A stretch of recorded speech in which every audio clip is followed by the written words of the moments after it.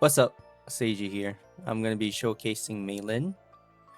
Mei Lin's a striker that is passion, and you'll start off with 4 cards, which is 2 strike cards, which is her basic attack, a shield card, and Flames Dragon Jewel.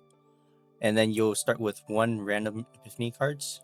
In this case, ideally, you want to end up removing the shield card, which is your basic starting cards. Now let's get into the Epiphany. So here we have the first Epiphany, which is the Flame Dragon's Jewel. The upgrade out of the 5 you want is the 30% crit chance. With the 30% crit chance, Mei Lin will be able to have around 50 to 60% crit rate. And upon crit hit, she'll deal 1 tenacity damage, meaning if the mob has 3 tenacity bar, Mei Lin will deal 1 out of the 3 tenacity bar. And she'll apply 1 Ember Stack as well. And when Mei Lin hits through the breakthrough stage, each hit she will apply the additional of each Ember Stacks, and each Ember Stacks will deal additional 30%, and it can stack up to 5 times on a mob. Now we have the second Epiphany card, which is the Rising Dragon Spiral. My personal favorite out of all these options is the 5th card, which allows you to gain 1 hit for each additional passion card used within that turn duration. This allows you to have a option of spamming a bunch of passion cards, whether it will be allies or yourself, giving you each stacks, making Mei Lin do absurd amount of hits within that turn. This opens up for a possible nuke turn with Mei Lin. Say you end up hitting 20 or 30 hits on a boss. You'll be dealing massive amount of damage, which is pretty insane. Next Epiphany we have here is the Unity of Attack and Defense. There's 2 choices you can probably choose from. Your first priority should always be the create 2 striker cards. This will allow you to create 2 basic attack hits that is 0 cost out of thin air, no matter what, and they'll be cycled through your deck.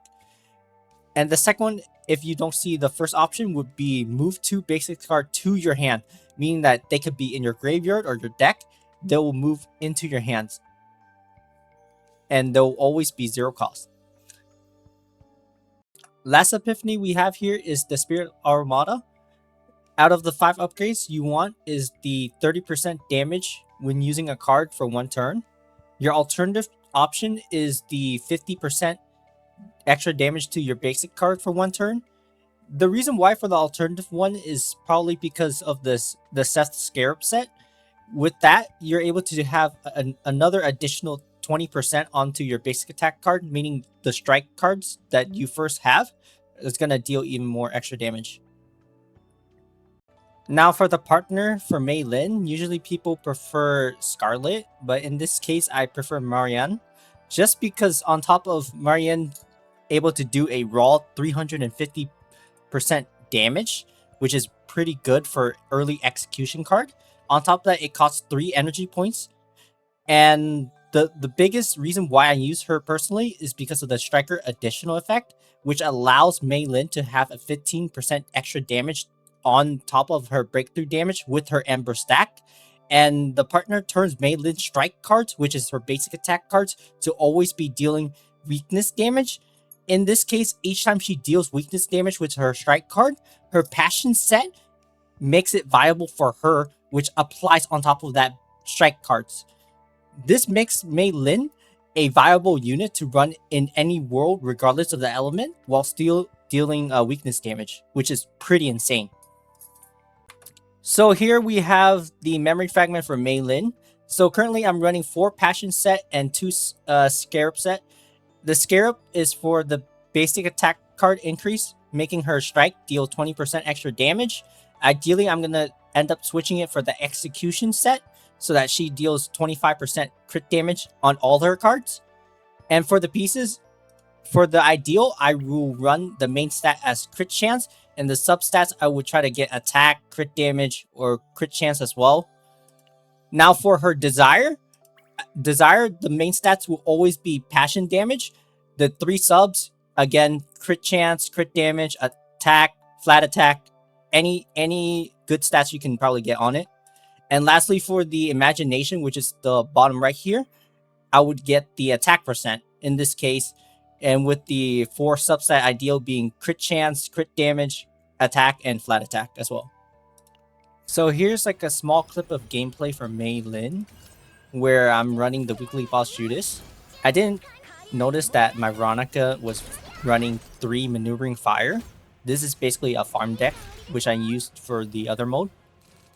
The deck that you ideally want to run with Veronica is like a deck cycle and a dependent of resolution having a 0 cost so that it spams for Mei Lin's passion damage. So because of this, I failed to realize that I was running the wrong deck. So I didn't notice it until it was very too late. So I just chipped down Judas' HP for the execution for the first stage.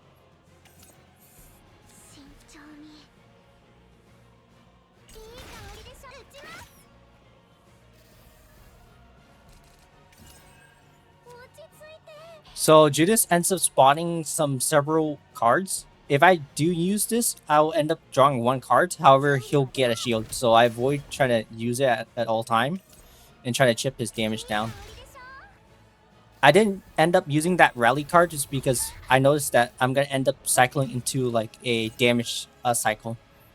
So in this case, I got the Flame Dragon Sovereignty. So I try to use my AP card, apply the weakness on top, and then just execute Judas stage 1, making me enter phase 2.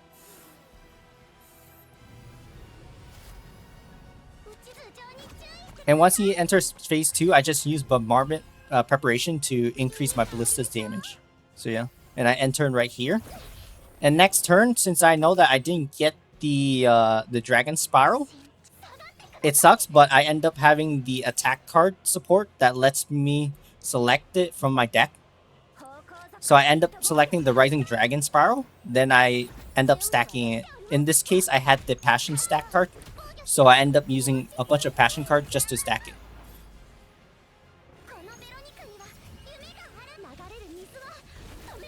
And you see that I'm just trying to get as much AP just to spam any type of Passion card so that my Rising Spiral can end up dealing a lot of damage.